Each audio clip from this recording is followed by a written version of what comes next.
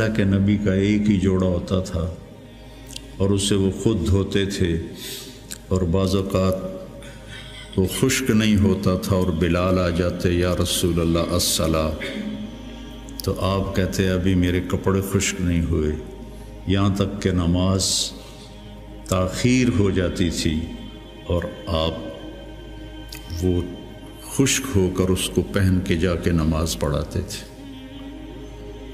और ये भी तुम्हें याद हो, वो कहने लगी अल्लाहुम्मा नअम, कि ये भी तुम्हें याद होगा कि एक दिन वो जोड़ा भी नहीं था तो आपने पड़ोसन से चादर मांगी थी जिसको लपेट कर जाके नमाज पढ़ाई थी, याद है? कहने लगी अल्लाहुम्मा नअम।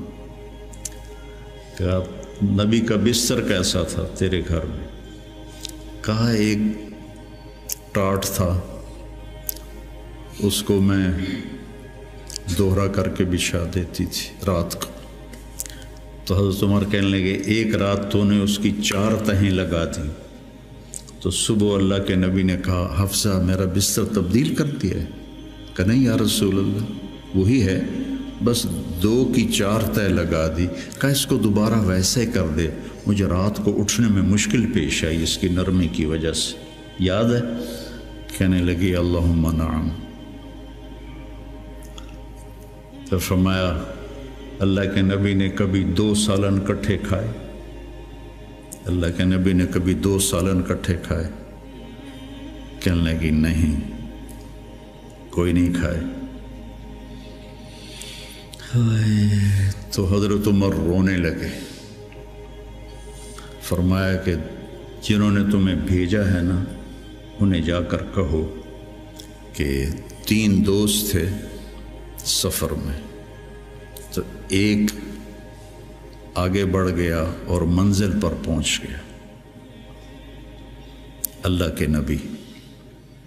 फिर दूसरा चला और वो मंजिल पर पहुंच गया, अबू बकर। अब तीसरा रास्ते में है, उनके रास्ते पर रहेगा तो पहुंचेगा, वरना भटक जाएगा। वल्लज़ी नफ़्सी बियदिही, उस रब की कसम जिसके कब्ज़े में मेरी जान है, मैं अपने आप को इसी हाल पे रखूँगा हत्ता तल्हक़ रूही बिल्लाह, यहाँ तक कि मैं अपने रब के साथ जाके मिल जाऊँ। जिनको अपनी ज़ात की तरफ नबी की मेहनत मुतवज्जे करती, तहरीकें औरों की तरफ मुतवज्जे करती, और अंबिया की मेहनत, या कौम अअबुदुल्लाह मा लकुम मिन इलाहिन गैर, या कौम इन्नी लकुम नज़ीरुम मुबीन अन अअबुदुल्लाह वत्तक़ूहु व अतीऊन इन्नी लकुम नज़ीरुम मुबीन इन्नी लकुम नासिहुन अमीन। और जब खंजर लग गया और पता चल गया कि बचना मुमकिन नहीं है, तो अपने बेटे को बुलाया, अब्दुल्ला बिन उमर।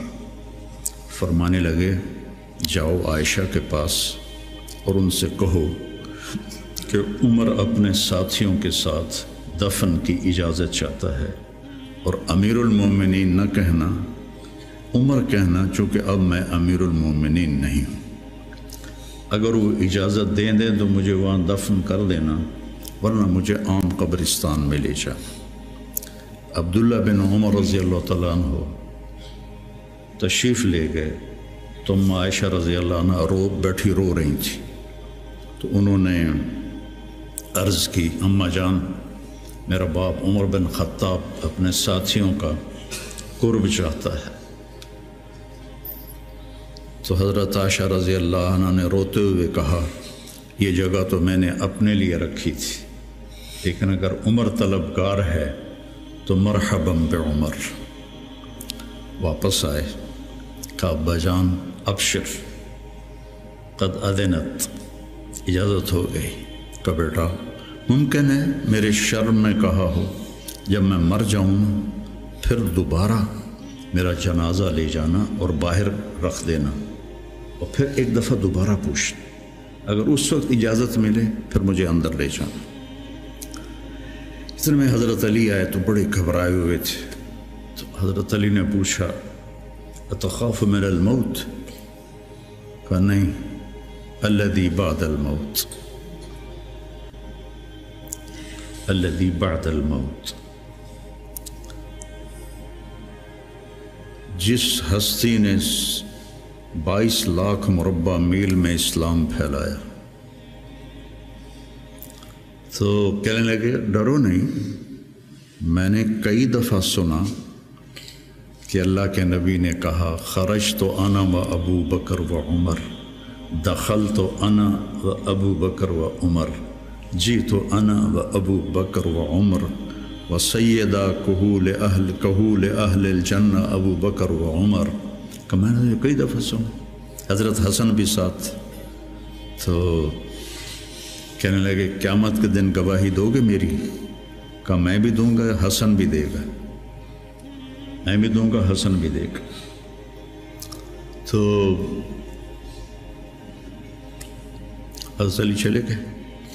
تو موت کی آہٹ محسوس کی تو عبداللہ بن عمر نے گود میں سر رکھا ہوا تھا. کہنے لگے عبداللہ میرا سر زمین پر ڈال دے. انہوں نے پنڈلی پہ رکھ لیا. وائے حق، سنتے نہیں ہو میں نے کیا کہا، مجھے زمین پہ ڈال دیا. انہوں نے سر زمین پہ رکھ دیا تو اپنا چہرہ زمین ایسے رگڑنا شروع کیا، ایسے ویل لک یا عمر ان لم یغفر لک ربک. یہ کہنا شروع کیا ویل لک یا عمر ان لم یغفر لک ربک، ویل لک یا عمر، ویل لک ولامک یا عمر ان لم یغفر لک ربک. یہ کہتے کہتے جان نکل گئی.